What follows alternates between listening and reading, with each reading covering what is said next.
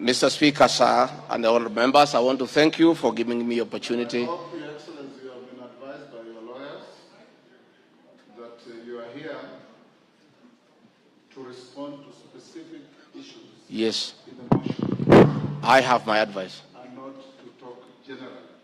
I know.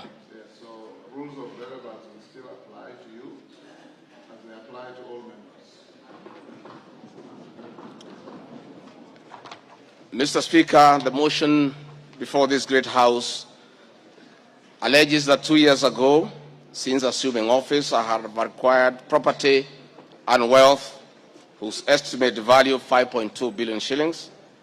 A significant number of properties to which this sum of 5.2 billion is erroneously and maliciously attached belonged to my late brother, the late Honorable James RigathiGachagua, and as demonstrated by his will, a copy of which is attached.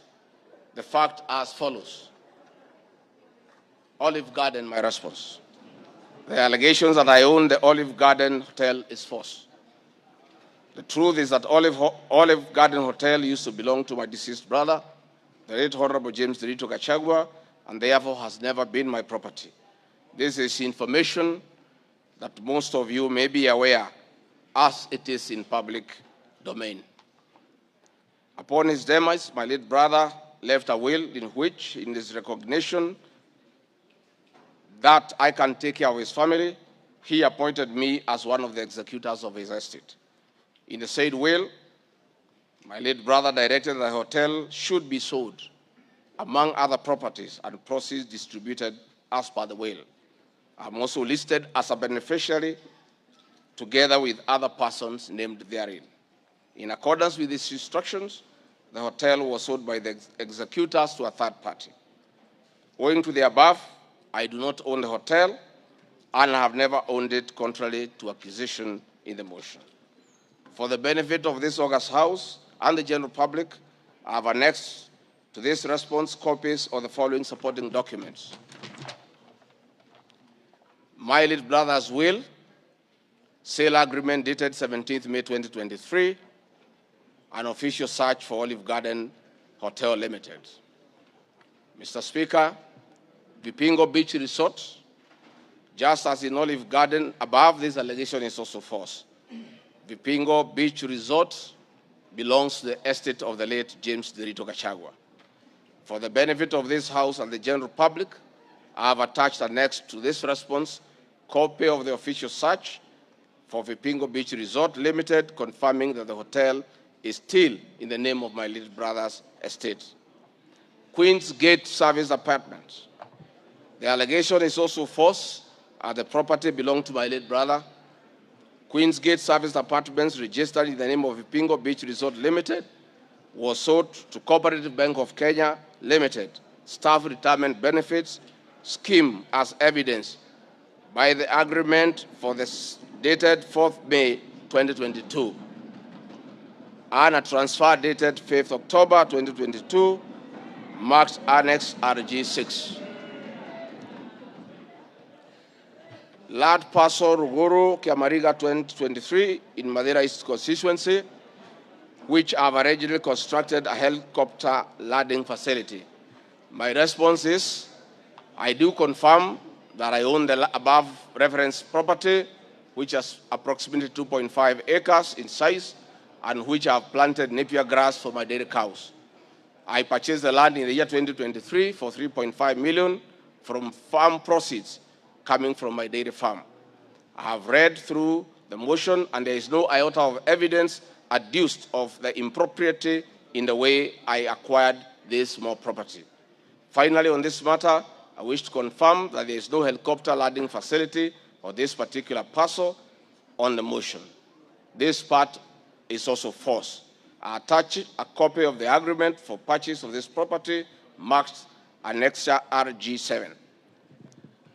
40 acres of land purchased in Kakuret within Kabraine in Nyeri County. My response. I confirm that I own a property, having bought it in 2015, a time when I was not a state officer. I had not even been elected as Member of Parliament from the Honorable Joroge Wainaina, Member of Parliament for Kenny, who is present in his house, or I'm not sure whether he's present. Therefore, this property I purchased 10 years ago, and not 2 years ago, during my tenure as Deputy President, and as indicated in the motion, the allegation is false. I have read through the motion, and there is no iota of evidence adduced of any impropriety in the way I acquired this property. For the benefit of this August House and the general public, I have annexed to this response copy of the agreement for sale and purchase of this property marked as Annexure RG8, 80 acres of land in Meru County. For the record, I wish to confirm that I do not own 80 acres of land in Meru. This allegation is false. However, in the spirit of full disclosure, I would like to confirm that I have purchased 29 acres of land in Meru, the land of my mother, which I bought on around 9 February 2024 through a loan granted to me by Solution Circle Limited, which I am a member. This said circle has a charge registered against the title, which it continues to hold as security until I fully repay the loan. For the benefit of the August House and the general public, I have annexed to this response copies of the agreement of sale marked RG9 and a letter dated 15 July 2024 from Solution Circle Limited confirming that they financed the purchase of the property marked Annexure RG10. Dairy farm in Nyandarua County. My response is I do not have a dairy farm in Nyandarua County, therefore this allegation is false. The land in Nyandarua has no single animal. Companies. The motion alleges there are 22 companies owned by my family members and which have been used to massively launder money and conceal proceeds of crime, corruption, and benefit from influence peddling. My response is the mover of the motion has listed the 22 companies associated with me and has alleged that they have been used to massively launder money and conceal proceeds of crime, corruption, and benefit from influence peddling. I've carefully gone through the motion and have not seen any evidence to support or prove the allegations therein. It is not clear to me how to respond without having seen any evidence incriminating the companies. I would like to be clear that these companies have not been involved in any illegal activities, and I believe that is why the mover of the motion has not tabled any evidence of impropriety with respect to the companies. It does appear to me that the mover of the motion was so meticulous to get all the companies associated with me and my family, and I believe that he also had evidence of illegalities committed by the companies, he would have shared or tabled that for the record. However, it is not possible to get evidence of illegality where there is none. Having said the above, allow me just to mention a few companies because there are many. RigathiGachagua Foundation. This is a foundation I incorporated in 2022, and I clarify that the foundation is a non-profit making entity with the sole objective of uplifting the lives of less privileged in society. This foundation therefore does not trade, and honorable members, you are aware that by law, a foundation cannot be used to trade. Since incorporation, the foundation has received a total of 12 million shillings, which has been utilized as per the schedule marked Annexure RG11, which is paying school fees for children in Pwani University and other universities across the country. Dorcas Rigathi Foundation, because she is not here to defend herself, this is a foundation founded by my wife, Pastor Dorcas, incorporated immediately we came into office as a non-profit making entity for the sole purpose of rehabilitation of drug addicts, widows, single mothers, and orphans. A brief write-up of this foundation, together with its achievements, is annexed herewith as Annexure RG12. It is in public domain that Pastor Dorcas have been around the country doing work of rehabilitating drug addicts and helping others who have challenges. There are many other companies that are here that I don't, because this is a house of record, I don't want to bother the members of parliament of going through all of them. I want to probably only talk about Wamunyoro Investments Limited, named after my village in Wamunyoro. This company was incorporated 21 years ago before I became deputy president, and is a company that holds family property.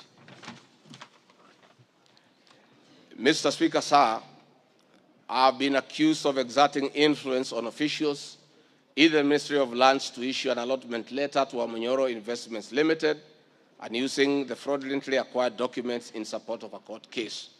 My response, Mr. Speaker, sir, and honorable members, I wish to confirm that Amonyoro Investments Limited has never been issued with any letter of allotment for land in Embakasi. Amonyoro Investments Limited purchased this land from a third party in the year 2012. The company's ownership of this property has been confirmed through two legal processes. One, a case was filed before the National Land Commission in the year 2016, adjudicated, and a determination was made that this property belongs to Amonyoro Investments Limited. That was long before I became the Deputy President of the Republic of Kenya. Again, a matter was filed in High Court, case ELC, case number E242 of 2022, which was filed before I became Deputy President. All the documents filed in support of this case were filed in court before I became Deputy President, and no documents have been filed by myself in court upon becoming Deputy President. This being the case, it is not true that I have used my office as Deputy President to manufacture documents filed in this matter. The High Court found that this land legally belongs to Amonyoro Investment Limited and issued the appropriate direction. This matter has since been challenged in the Court of Appeal. I invite any honorable member who may want to be enjoined in this case to have the liberty to do so.